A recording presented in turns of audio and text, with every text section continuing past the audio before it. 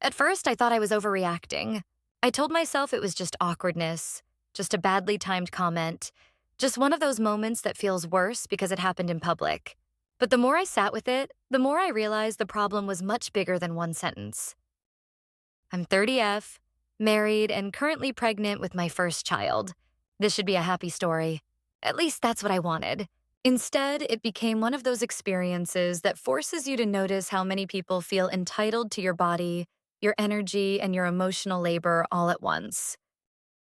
For context, my husband's sister, Tessa, is 30F. She's the kind of person who has to comment on everything. And I do mean everything. If you change your hair, she notices. If you buy different shoes, she comments. If you gain weight, lose weight, wear more makeup, wear less makeup, switch handbags, bring a new mug into the room, she has something to say. It's not always openly cruel. That would almost be easier. It's more like she cannot tolerate silence, and when she feels it, she tends to do it at other people's expense. She also has this very specific need to position herself as the person who already knew your plans, already knew your feelings, already knew what was going to happen, even when it makes no sense.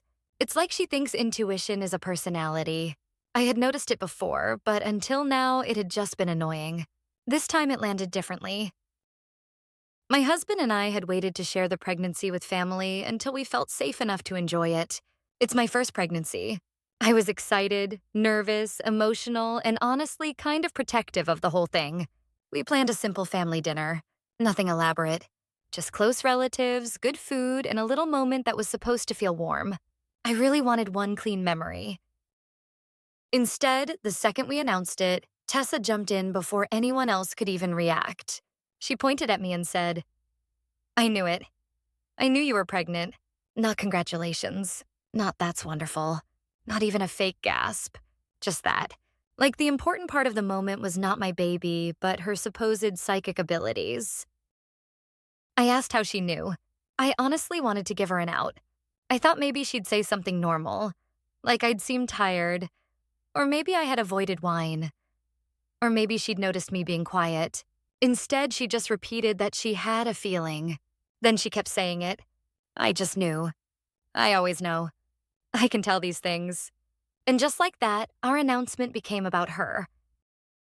I was already annoyed, but then she made it worse. She looked me up and down in front of everyone and started talking about how huge I was going to be by the time of her brother's wedding. She asked what size dress I thought I'd need. Then she said my current clothes definitely wouldn't fit much longer. I was only a few weeks pregnant. I wasn't showing. I didn't look different. There was no actual bump to comment on. So all she was really doing was using pregnancy as an excuse to discuss my body publicly. Then she pivoted into comparisons. She talked about how she carried small during her own pregnancy because of her frame, how it probably wouldn't be obvious when I started showing because of my size, how on her it had looked different because she was naturally tiny. That was the moment I stopped hearing the exact words and started just feeling heat in my face, because it wasn't subtle. She was calling me fat in front of the whole family while disguising it as pregnancy conversation. No one said anything. That somehow made it worse. A few people looked uncomfortable. My husband squeezed my knee under the table, but no one interrupted her. And I didn't either. Partly because I hate conflict. Partly because I didn't want my first pregnancy announcement to turn into a scene. And partly because I was so thrown off by how quickly she had made something joyful feel humiliating. I kept thinking, maybe I'm being too sensitive. Maybe hormones are making this hit harder. Maybe she's just socially clumsy. That's when another relationship in my life started echoing in my head. My friend Naomi, she's also 30F, and we've been close for 4 years. Or at least I kept calling us close. Naomi is kind, generous in strange little ways, and politically we align on almost everything. We have similar backgrounds, similar health issues, similar histories. For a long time, I thought that similarity was enough to make the friendship safe. But recently, I had started noticing how much of our friendship revolved around me managing things for her. It's hard to explain without sounding cruel, and that made me avoid naming it for a long time. Naomi forgets basic things constantly. She struggles with simple planning. She needs help making decisions that most adults our age make without involving another person. If we go somewhere, I end up guiding the whole interaction. If she has a practical problem, I become the default person responsible for helping solve it. And over time, I stopped feeling like a friend and started feeling like a combination of handler, interpreter, and emergency contact. That wasn't even the only problem. She also had a habit of crossing a different kind of boundary. I had told her more than once that I did not have romantic feelings for her. Very clearly. Kindly but clearly. And still, every so often, she would drift back into this flirty, touchy, suggestive behavior. A hand lingering too long. An overly intense compliment. A coy little comment that forced me to either ignore it or shut it down again. Whenever I confronted her, she would stop. And then months later, it would slowly return. I kept telling myself she meant no harm. I kept trying to interpret it in the most generous way possible.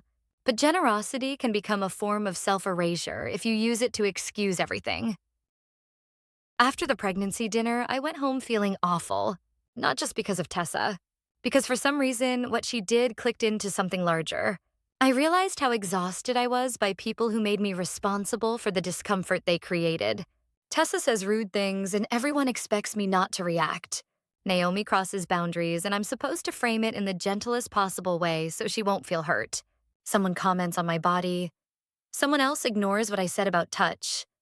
And somehow my role in both situations is to be reasonable, patient, and kind. I'm so tired of being the only one expected to self-regulate. A few days after the family dinner, Naomi asked if she could come over with coffee and pastries to celebrate the baby. I almost said no, but then I thought maybe I was projecting. Maybe I shouldn't let one bad family moment contaminate a friendship. So I said yes. At first it was fine. She brought a little gift. She asked how I was feeling. She seemed genuinely excited. Then she looked at my stomach. Still very much flat. Still very much not visibly pregnant, and said, "I can already tell your body is changing." I laughed awkwardly and said there really wasn't anything to see yet. Then she leaned in and said, "No, I can just tell. You look softer. It suits you." I froze, because suddenly I was right back at that dinner table. Different person. Same entitlement. And then she hugged me. Not a normal quick hug. A long, lingering one with her hands too low on my back. The kind that makes you become aware of your whole body all at once. I stepped away immediately. She looked startled, then embarrassed, then said, Sorry, I just got emotional." And there it was again. The expectation that her emotional state should explain away my discomfort. That was the moment everything snapped into place. The issue with Naomi was never mental capacity or forgetfulness or awkwardness or any of the softer words I had been hiding behind. The issue was that she repeatedly made me uncomfortable, and I kept minimizing it because I didn't want to believe someone I cared about could know my boundaries and still test them. The issue with Tessa was never, she just talks too much. The issue was that she enjoyed making herself central, even if that meant turning my body into a topic. Different women, different behaviors. Same result. I left both interactions feeling reduced. I talked it through with my husband that night. He admitted he'd been furious at dinner but didn't want to make my announcement more chaotic in the moment. He also admitted he had never liked the way Naomi hovered around me, but he hadn't said much because he didn't want to sound controlling. We ended up having one of the most clarifying conversations we've had in years. He asked me a very simple question. Why do you keep giving people extra chances after they show you they're comfortable making you uncomfortable? I didn't have a good answer. So I started changing how I responded. The next time Tessa made a comment, this time about how my face was already rounding out, I didn't laugh it off. I looked at her and said calmly, "Please stop commenting on my body." She blinked, smiled weirdly, and said she was just being honest. I said, "Then be honest somewhere else." That was the first time I've ever seen her go quiet. Briefly anyway. With Naomi, I sent a message instead of doing another face-to-face conversation where I'd end up softening everything. I told her I needed distance. I said our friendship had stopped feeling safe for me because I had repeatedly expressed boundaries around flirtation and physical closeness, and those boundaries kept being crossed. I also said I could not continue being her default support person for day-to-day decisions and problems she needed to learn to handle elsewhere. She replied with a long message saying she never meant harm, that she thought I knew she was just affectionate, and that she was sorry I interpreted things the wrong way. That word, interpreted, made me angrier than it should have. Because women like Tessa and Naomi survive on that gray space. They say the thing, touch the arm, make the comment, then act confused when you respond like it happened. Update 1. Tessa complained to my mother-in-law that I was being hormonal and sensitive. Apparently saying, please stop commenting on my body was, in her version, me attacking her for being excited. Luckily, my husband shut that down immediately. He told his family that pregnancy is not an invitation to discuss my size, shape, or future body. I appreciated that more than I can say. Naomi has sent 2 follow-up messages. The first was apologetic. The second was sad and self-pitying. I haven't answered either yet. I'm learning that responding instantly is not the same thing as being kind. Sometimes it's just another form of pressure. Update 2. Things are calmer now. Not perfect. Not magically healed. But clearer. Tessa still talks too much. But now when she starts drifting toward body commentary, I shut it down early. Short sentence. No debate. Then I move on. As for Naomi, I don't think the friendship is recoverable. That makes me sad. But sadness is easier to live with than constant discomfort. And I think the biggest thing I'm learning through this pregnancy is that my body is not a public event. It's not a conversation topic. It's not a canvas for other people's projections, needs, or little performances. And boundaries are not cruelty just because someone else doesn't like hearing them. I used to believe that being a good person meant absorbing awkwardness so other people didn't have to feel it. Now I think being a healthy person means handing it back. If someone embarrasses me in public, they can sit with that. If someone crosses a line I already named, they can sit with that too. I'm done confusing politeness with permission.